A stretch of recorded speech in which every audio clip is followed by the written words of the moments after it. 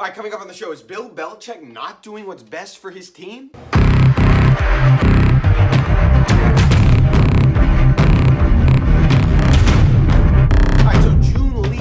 Report came out with a feature article about Jimmy Garoppolo yesterday, and there were a lot of little tidbits in there about the Patriots and Garoppolo's departure from New England. Let's go through some of the highlights. Jimmy Garoppolo apparently privately thought he was better than Tom Brady. Not a huge surprise. He's obviously a better athlete. Garoppolo convincing himself of that is totally acceptable. Bill Belichick reportedly texted Jimmy Garoppolo after every 49ers win last season. It's a little surprising. What's most surprising about that is that Bill Belichick actually texts. But the big bombshell from this story was that Bill Belichick allegedly had a better offer on the table from the Browns, but decided to send Jimmy to the 49ers in a move that would indicate that he was looking out for the best interest of Jimmy and not the team. Now, June Lee wasn't reporting this. It was just kind of information that he passed along as he wrote his story. I don't buy it. I can't fathom he would do something like that that would directly hurt his team. I think the more likely scenario is the one that we've heard for months. He didn't want to trade Jimmy Garoppolo, and Robert Kraft, for whatever reason, ultimately made him make the deal. And then maybe at that point, an irritated Bill Belichick made an emotional trade and he didn't wind up getting the compensation that he should have. That's more likely to me than the Browns offering 2 first-round picks and him saying no thanks because Jimmy would do better in San Francisco. Belichick would not cut off his nose to spite his face. If Bill Belichick did do that, disregarded a deal that was clearly much more beneficial for the Patriots, that's absolutely unacceptable and a fireable offense. You could start using words like sabotage. I do not buy that that happened. Also involving the Patriots, the team is reportedly shopping wide receiver Malcolm Mitchell. Mitchell, according to the Providence Journal's Mark Daniels, reportedly had a procedure done on his knee on Monday to determine the cause of chronic pain. What a shame that would be, because Mitchell was a serious contributor his rookie season. He was a guy that grasped the playbook, contributed in the biggest games, in the Super Bowl, and was a hit. Might not have been a superstar. You lose Danny Amendola, you lose Brandon Cooks. This guy you'd think was poised to do something. He was a rare wide receiver that Bill Belichick drafted that was actually working out. Now I understand when you have a guy like Tom Brady, he's able to elevate the games of whatever pass catchers he has at his disposal. He had a productive rookie season and then one lost season. I'd give him at least one more chance to see if he could be a consistent contributor. Baseball now, did you see what the Yankees' Gary Sanchez did last night? Oh my gosh, what a disgusting display of effort. First he was lazy going after a pass ball, allowing a runner to score from second. Then with the Yankees down a run and the base loaded in the 9th inning, hits a ground ball and jogs to first base and gets thrown out. Because he loafed, the Rays turned an unconventional double play, and the run that had crossed home plate that would have tied the game didn't count. It ended the game. I mean, horrific. If I'm Aaron Boone, you sit your ass down. In fact, you get out. We'll see you next week. I wouldn't just bench Gary Sanchez. I would suspend him. All right, now let me just mention 2 things I never thought I'd be mentioning. Patriots owner Robert Kraft just wrapped up partying in Las Vegas with Philadelphia 76ers star guard Ben Simmons, and his employee, Rob Gronkowski, wore a Shark Week Speedo on the Discovery Channel for Shark Week. All right, take your pick. 14 years ago today was the fight between Alex Rodriguez and Jason Varitek. Take your pick. Which was the better Red Sox brawl? Varitek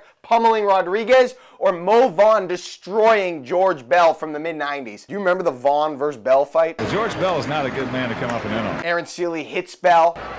Watch out. Bell charges Seeley. Here goes George. Vaughn comes swooping in and tackles him. There we go. It was awesome. But the answer here is the 2004 fight between Jason Varitek and Alex Rodriguez. Rodriguez was the ultimate dink. A-Rod was public enemy number 1 or 2. Almost came to Boston. Seen as a diva. Pretty boy. Varitek pounds him. The Red Sox ended up winning that game on a Bill Miller home run. And many people point to that fight as a turning point in the season where they won their first world championship in 86 years. All right, final take your pick. Who's a more dominant entertainer in the 90s? Tim Allen or Jerry Seinfeld? Tim Allen is the answer. Now, I know everybody's going to point to my home improvement bias. I mean, I got friggin' Al Borland peering over my shoulder. But hear me out here. Yes, Jerry Seinfeld was the star of one of the most successful sitcoms ever. He has his signature on Wikipedia. Tim Allen doesn't. But for a period, Tim Allen had the #1 show, he had the #1 movie, and the #1 selling book. Seinfeld essentially only did Seinfeld. Allen was Buzz Lightyear. Also, Home Improvement beat Seinfeld when they went head-to-head back in 1991. I know I'm biased, I know, but Tim Allen is the answer. All right, my lock of the day, I'm taking the Yankees tonight, -1.5 over the Rays. They're going to be so disgusted as to what happened last night and Gary Sanchez's antics. They're going to win tonight. They'll beat the Rays by more than a run. That's my lock of the day. See you tomorrow. Well, as you know, I'm not on Snapface and all that, so I don't really get those.